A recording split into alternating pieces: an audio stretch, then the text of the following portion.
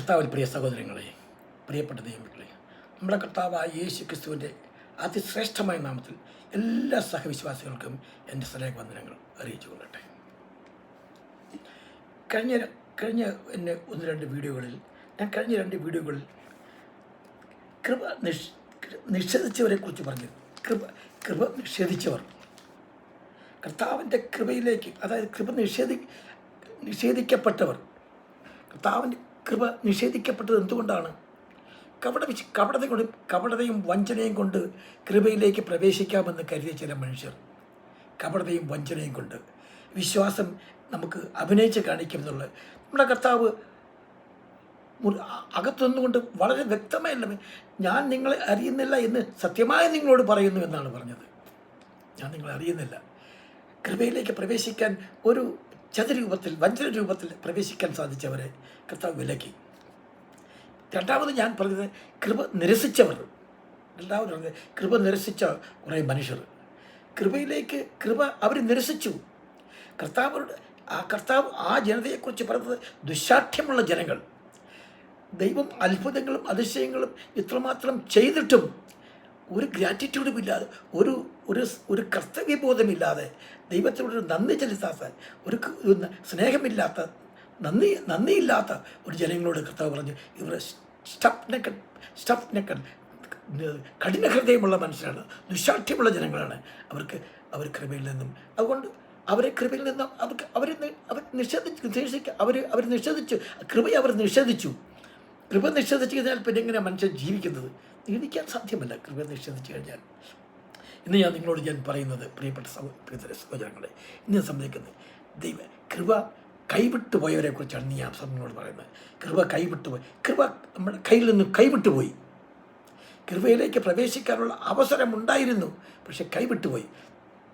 അത്രയും കുറേ മനുഷ്യരുടെ കാര്യത്തെക്കുറിച്ച്, ഒരു വിഭാഗം ആൾക്കാരെക്കുറിച്ച് നിങ്ങളുമായി പങ്കുവെക്കാൻ ഞാൻ ആഗ്രഹിക്കുന്നു. ദൈവത്തിൻ്റെ പരിശുദ്ധമായ സുവിശേഷം വിശുദ്ധ പത്രോസിന്റെ ലേഖനത്തിൻ്റെ 1-ാം ലേഖനത്തിൻ്റെ 3-ാം അധ്യായം 19-ാം അധ്യായം നമുക്കൊന്ന് വായിക്കാം. ആത്മാവിൽ അവൻ ചെന്ന് പണ്ട് നോഹയുടെ കാലത്ത് പെട്ടകം ഉണ്ടാക്കുന്ന സമയം ദൈവം ദീർഘക്ഷമയോട് കാത്തിരിക്കുമ്പോൾ അനുസരിക്കാത്തവരായ തടവിലുള്ള ആത്മാക്കളോട് പ്രസംഗിച്ചു.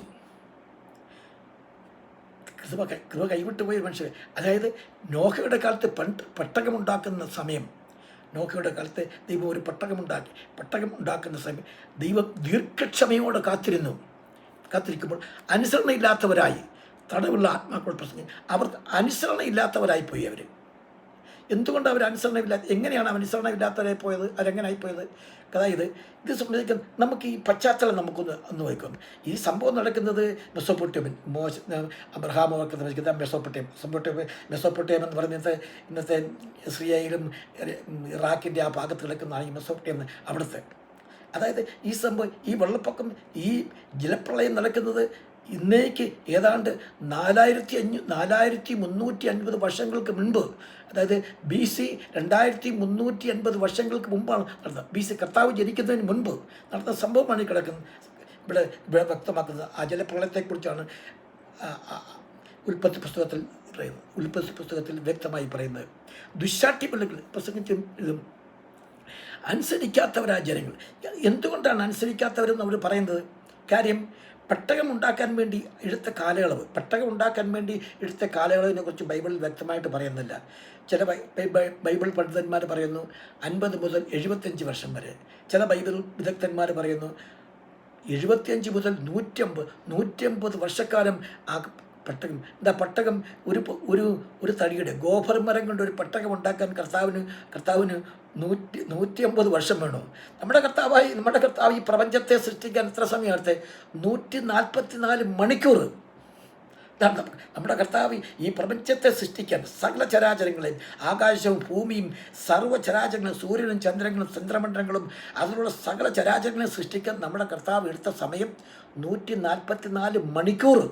അതായത് 6 ദിവസം, 6 × 24, 144 മണിക്കൂറാണ് എടുത്തത്.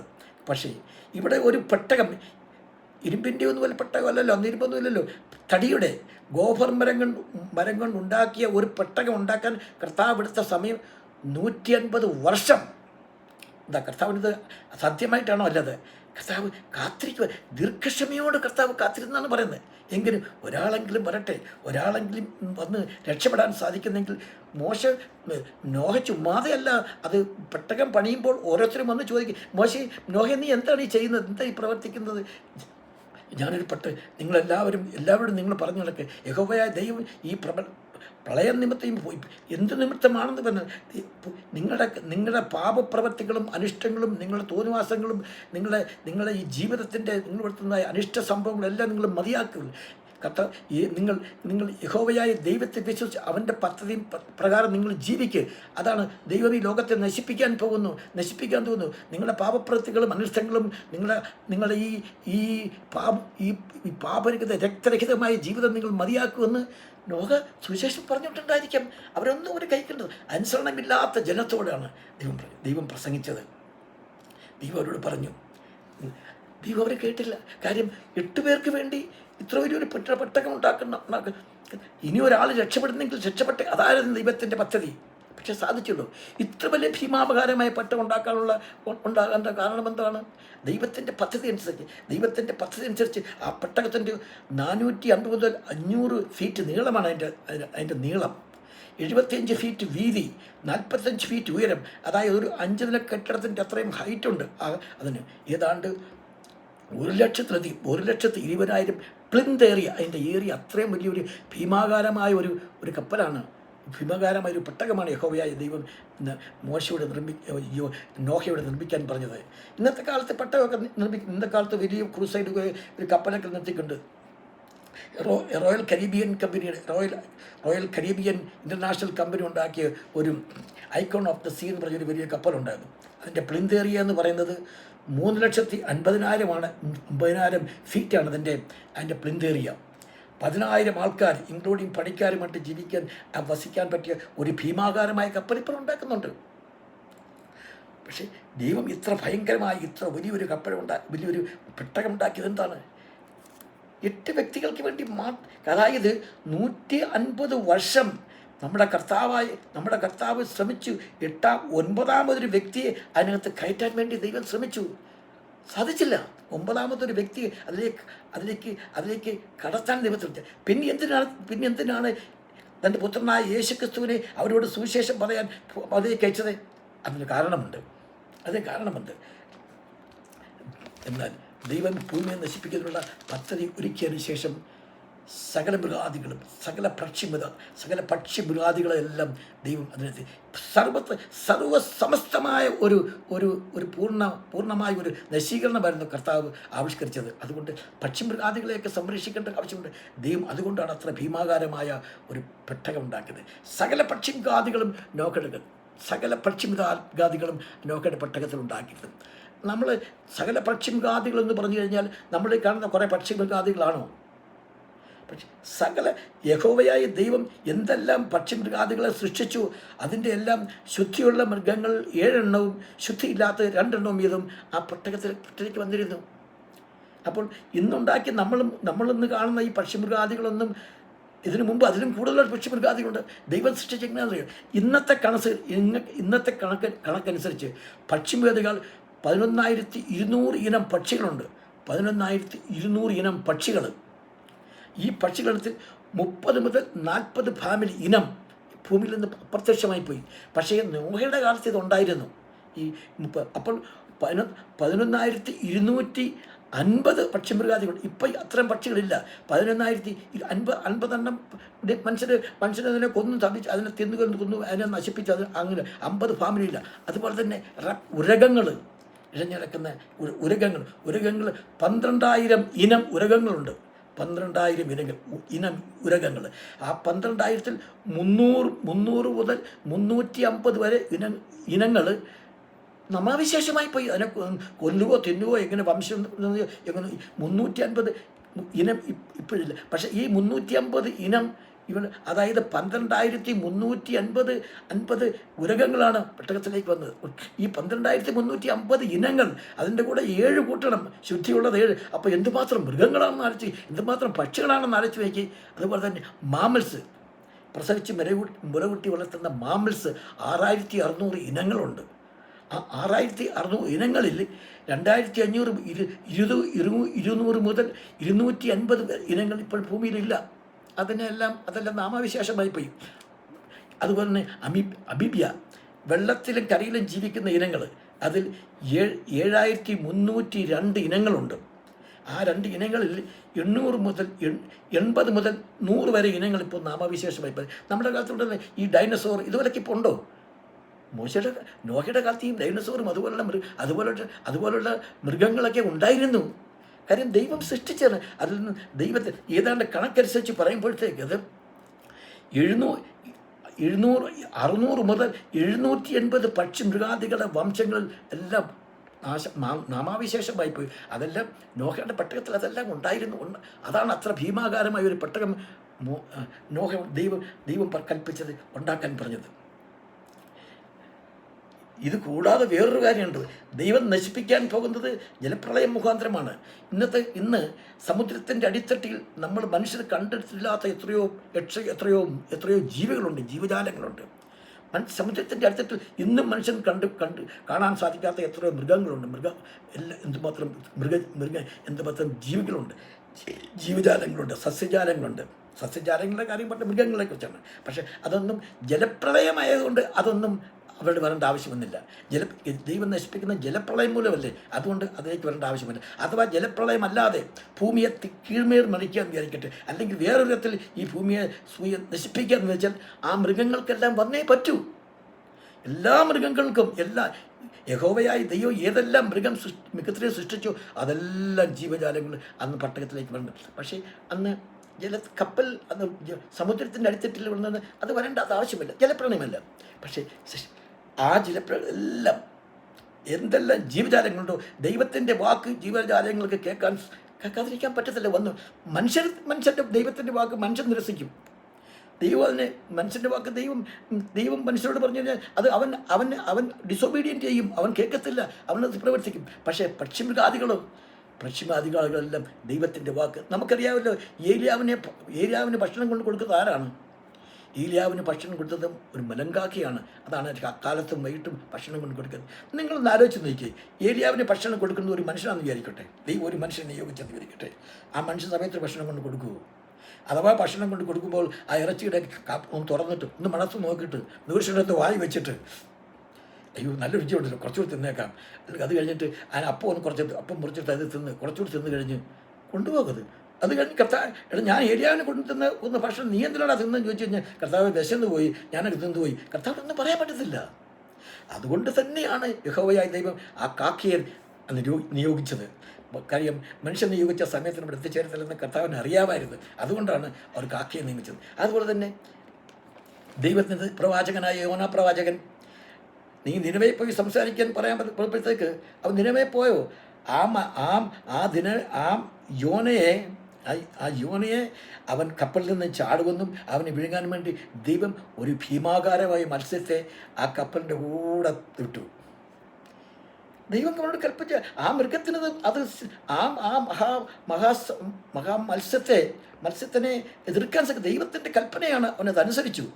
അതുപോലെ തന്നെ ദിവസങ്ങളോളം പട്ടിണി കിട്ടിയ സിംഹങ്ങൾ ദിവസത്തോളം പട്ടിണി കിട്ടിയിട്ട് അത്ര വിശന്നിരുന്ന ആ സിംഹത്തിൻ്റെ മുമ്പിലേക്ക് മാംസഭക്ഷണം ഇട്ട്, അതായത് ദാനിയേൽ എന്ന ദൈവത്തിൻ്റെ പ്രവാചകനാണ് കിട്ടിക്കഴിഞ്ഞ് ആ മാംസഭക്ഷണം കഴിക്കാൻ പോയി ആ സിംഹത്തിന് അതിൻ്റെ വായ് തുറക്കാൻ അതിന് സാധിച്ചോ?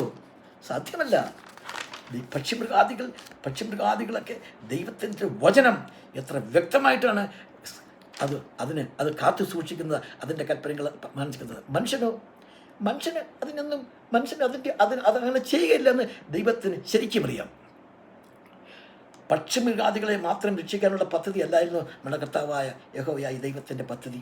അതായത് ഒരു മനുഷ്യനെങ്കിലും പെട്ടകത്തിലേക്ക് കിടക്കാൻ 9ാമത്തെ ഒരു വ്യക്തി പെട്ടകത്തുള്ളിലേക്ക് കടത്തിവിടാൻ ദൈവം 180 വർഷം കർത്താവ് കാത്തിരുന്നു.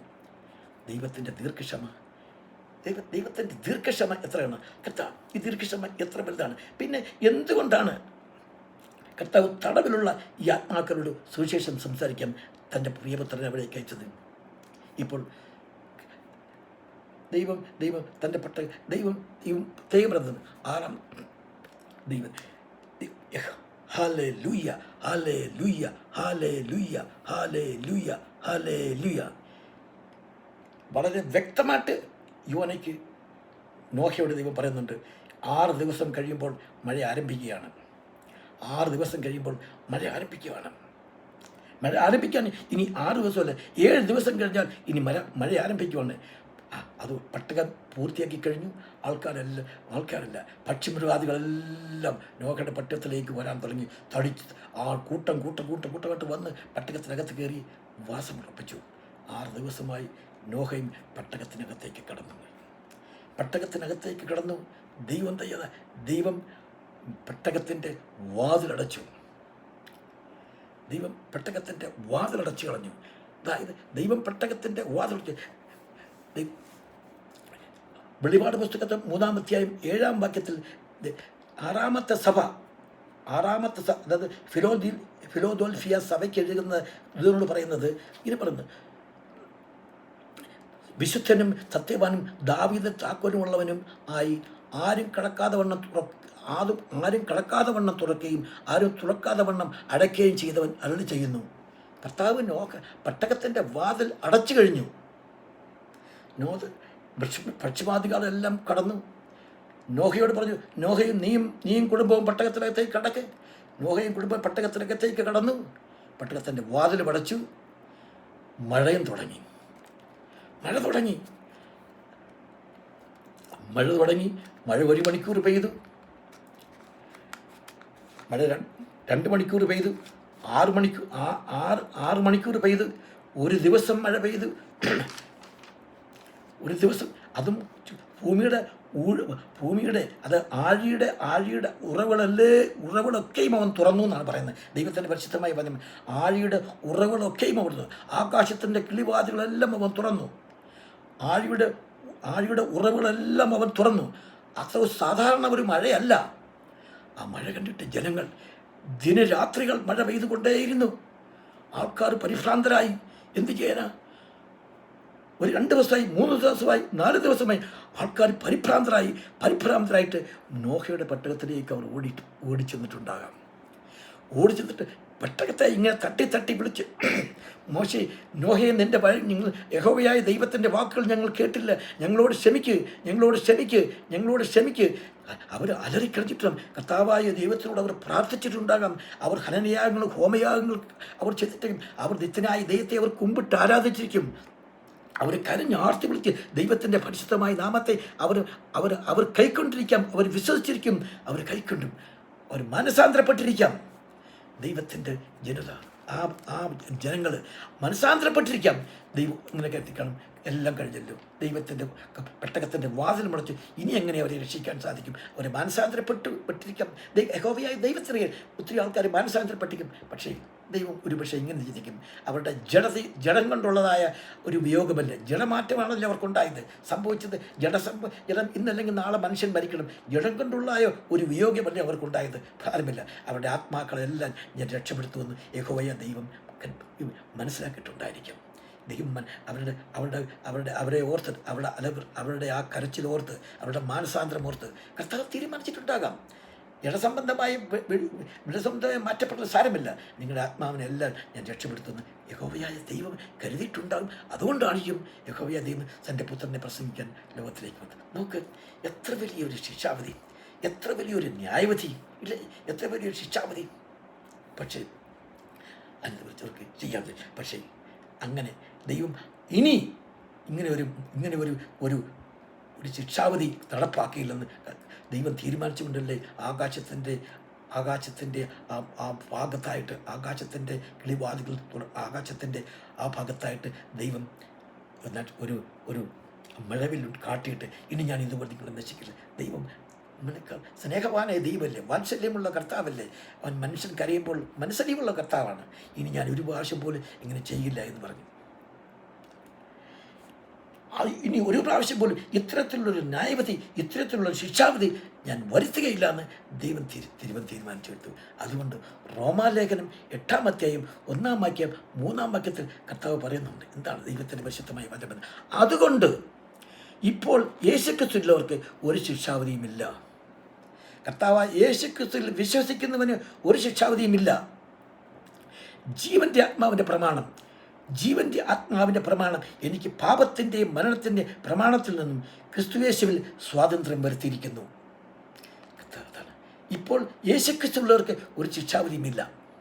ഇപ്പോൾ യേശുക്രിസ്തുള്ളവർക്ക് എന്തുകൊണ്ടില്ല ജീവൻ്റെയും ആത്മാവിൻ്റെ പ്രമാണം, ജീവൻ്റെ ആത്മാവിൻ്റെ പ്രമാണം എനിക്ക് പാപത്തിൻ്റെയും മരണത്തിൻ്റെയും പ്രമാണത്തിൽ നിന്ന് യേശുക്രിസ്തുവിൽ സ്വാതന്ത്ര്യം. ജീവൻ്റെയും ആത്മാവിൻ്റെ പ്രമാണം, ജീവൻ്റെ ആത്മാവിൻ്റെ പ്രമാണം എന്താ? ന്യായപ്രമാണം മാത്രമല്ല, കൃപ.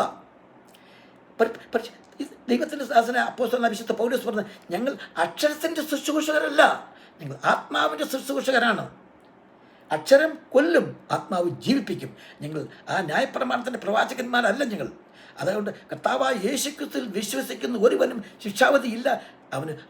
അവന് ശിക്ഷാവധിയില്ല, ഒരു ശിക്ഷാവധിയുമില്ല. കർത്താവായ യേശുക്രിസ്തുവിൽ വിശ്വസിക്കുന്നു. എന്തുകൊണ്ട്? അവൻ ജീവൻ്റെ ആത്മാവിൻ്റെ ജീവൻ്റെ ആത്മാവിൻ്റെ പ്രമാണമാണ് അവർക്കുള്ളത്. ജീവൻ്റെ ആത്മാവിൻ്റെ പ്രമാണത്തിൻ്റെ ശുശ്രൂഷകന്മാരുള്ളത്. എന്നാലും കർത്താവ് ജീവനുള്ള ആത്മാവിൻ്റെ പ്രമാണത്തിൻ്റെ ശുശ്രൂഷ കൊണ്ടുവന്നിട്ടും ന്യായപ്രമാണത്തിൻ്റെ പ്രവർത്തികൾ നിമിത്തം നീതിമാന്മാരാകാൻ പരീശന്മാരും ശാസ്ത്രിമാരും ആഗ്രഹിക്കുന്നില്ലേ? അവരോട് കർത്താവ് വളരെ വ്യക്തമായി പറഞ്ഞു, ന്യായപ്രമാണത്തിൻ്റെ പ്രവർത്തികൾ നിമിത്തം നീതിമാന്മാരാകാൻ ശ്രമിക്കുന്ന നിങ്ങൾ കൃപയിൽ നിന്ന് വീണുപോയി, കർത്താവിൽ നിന്ന് വേർപെട്ടു പോയി. അങ്ങനെ കൂടി രക്ഷയുടെ സുവിശേഷം ഉണ്ടായിട്ടും ന്യായപ്രമാണത്തിൽ ആശ്രയിക്കുന്ന മനുഷ്യർ എത്ര മാത്രമുണ്ട്? ചിലരുണ്ട്, ധാരാളം ആൾക്കാരുണ്ട്. അത് കർത്താവായ യേശുക്രിസ്തു മനുഷ്യനെ രക്ഷയുടെ പദ്ധതി കർത്താവ് ഇത് പറയുന്നത് എങ്ങനെയാണെന്ന്, രക്ഷയുടെ പദ്ധതി എങ്ങനെയാണ് കർത്താവ് നിവൃത്തിയാക്കുന്നത്? അതായത് ജഡത്താലുള്ള ബലഹീനത നിമിത്തം ന്യായപ്രമാണത്തിന് കഴിയാത്തതിനെ ന്യായപ്രമാണത്തിന്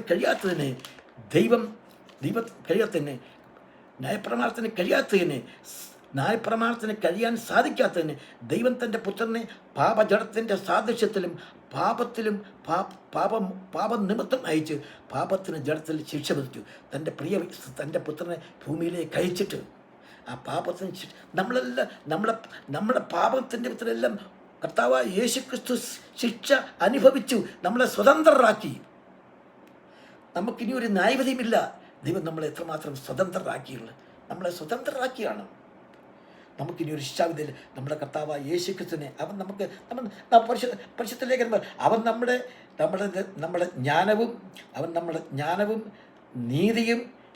ജ്ഞാനവും നീതിയും വിശുദ്ധിയും വീണ്ടെടുപ്പുമായിട്ട് തീർന്നു.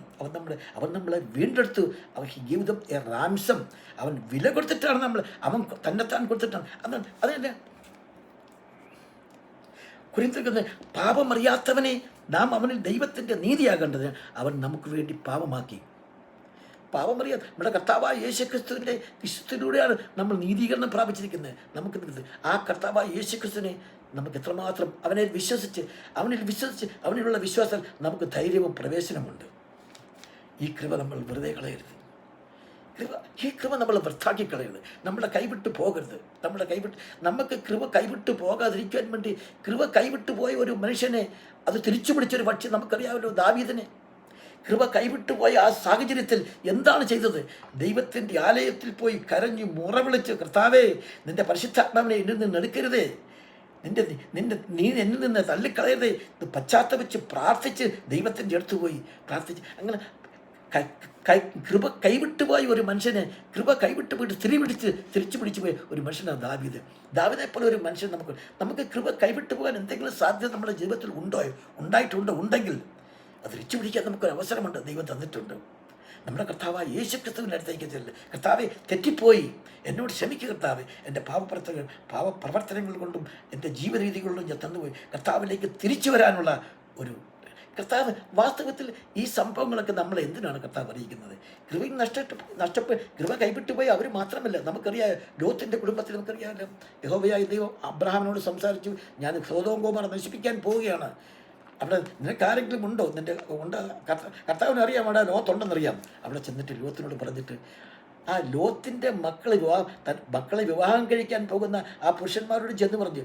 കർത്താവ് പറയുന്നുണ്ട്, കർത്താവ് ലോത്തിനോട് പറയുന്നുണ്ട്, ഈ പുത്രന്മാർ, ആ പുരുഷന്മാർ ലോത്തിനോട്, ഇവിടെ നിനക്ക് മറ്റു വല്ലവരുമുണ്ടോ?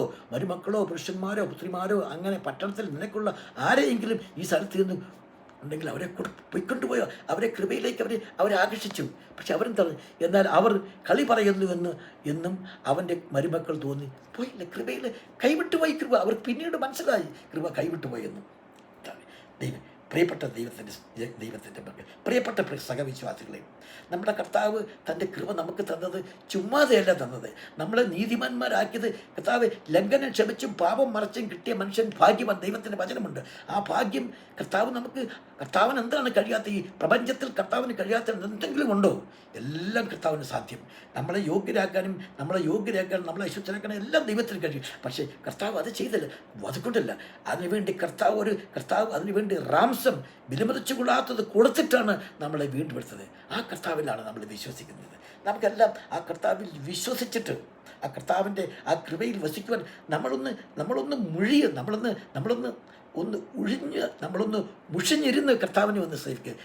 കർത്താവിൻ്റെ ഒരു പരിശുദ്ധമായ വചനം പറഞ്ഞ, കർത്താവിനെ വിശ്വസിക്കുന്നവൻ കർത്താവിൻ്റെ അടുത്തേക്ക് അവനുണ്ട് എന്ന്, അവനൊരു റിവാർഡറാണെന്നും തന്നിൽ ആശ്രയിക്കുന്ന മുഷിഞ്ഞിരിക്കുന്നു. ഇംഗ്ലീഷിൽ നിന്ന് he who comes to God must understand he is and he is the rewarder he who seek diligently.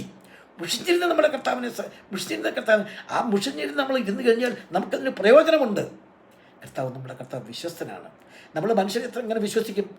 ഏത് മനുഷ്യൻ വിശ്വസിച്ചാൽ ഒരു മനുഷ്യൻ നമ്മൾ അതിവിശ്വസ്തനായ മനുഷ്യനാണെങ്കിലും ചില സാഹചര്യങ്ങൾ അവരുടെ വിശ്വസ്തത പുലർത്താൻ അവനൊക്കെ സാധിക്കത്തില്ല. പറ്റിപ്പോയി. അങ്ങനെ ചില സാഹചര്യത്തിൽ ഞാൻ വന്നുപോയി. നമ്മൾക്ക് പൂർണ്ണമായി വിശ്വസിക്കും ഒരു മനുഷ്യനെ. പക്ഷേ ആ സാഹചര്യത്തിൽ ആ മനുഷ്യൻ പറയും, അങ്ങനെ ഒരു സാഹചര്യം വന്നുപോയി, അതുകൊണ്ട് എനിക്കത് നിന്നെ രക്ഷിക്കാൻ നിന്നെ എളുപ്പിക്കാൻ നിനക്ക് സാധിക്കില്ല. പക്ഷേ കർത്താവ് അങ്ങനല്ല. അത് തന്നെയല്ല ദൈവത്തിൻ്റെ പരിശുദ്ധമായ നമ്മുടെ അവിശ്വാസം കൊണ്ട് കർത്താവിൻ്റെ വിശ്വസ്തതയ്ക്ക് മാറ്റം വരുന്നുമില്ല. ദൈവത്തിൻ്റെ പരിശുദ്ധമായ വചനം, ആ കർത്താവിനെ നിങ്ങളൊന്ന് വിശ്വസിക്കും, അവൻ്റെ അടുത്തേക്കൊന്നും ചെയ്യില്ല. ആ കർത്താവാണ് നമ്മുടെ രക്ഷിതാവ്. അതിനുവേണ്ടി നമുക്കൊരുങ്ങാം, അവന് വേണ്ടി നമുക്ക് ഒന്ന് തയ്യാറാകാം, പ്രാർത്ഥിക്കാം. സ്നേഹവാന സ്വർഗീയ വാഴ്ത്തപ്പെട്ട കർത്താവേ, വചനം കേട്ട ഓരോ വ്യക്തികളെ നീ അനുഗ്രഹിക്കണമേ കർത്താവേ. ദൈവത്തിൻ്റെ പരിശുദ്ധമായ വചനം അവിടെ ഹൃദയങ്ങൾ കർത്താവ് എന്നിട്ട് ഈ കർത്താവിനെ ഒന്ന് അനുഭവിച്ച് നോക്കാം. കർത്താവ് യഹോവ നല്ലവൻ ഒന്ന് രുചിച്ചറിവിൻ. ഇത് പ്രയോഗ ജീവിതത്തിൽ അവന് കിട്ടുന്ന ഒരു പേഴ്സണൽ എക്സ്പീരിയൻസ് ഓരോ വ്യക്തികളും അനുഭവിച്ചറിയേണ്ട. രുചിച്ചറിയുക എന്ന് പറഞ്ഞാൽ അനുഭവിച്ചറിയേണ്ടതല്ലേ കർത്താവ്? അത് അവരൊന്ന് മനസ്സിലാക്കി കർത്താവേ. അവരുടെ ഹൃദയങ്ങളൊന്ന് സംസാരിക്കർത്താവേ. അവരുടെ ഹൃദയങ്ങളെ മാർദ്ദവമാകാൻ എൻ്റെ കർത്താവിന് കഴിയുമല്ലോ കർത്താവ്. ഓരോ വ്യക്തികളെയും കർത്താവ് അനുകരിക്കണേ. അവർ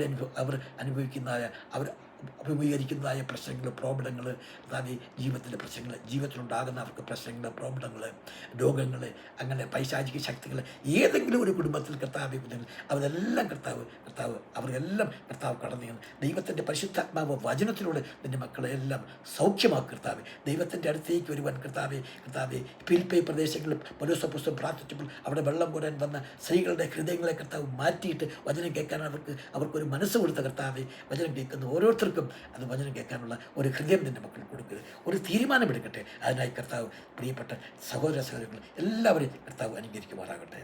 ആമീൻ.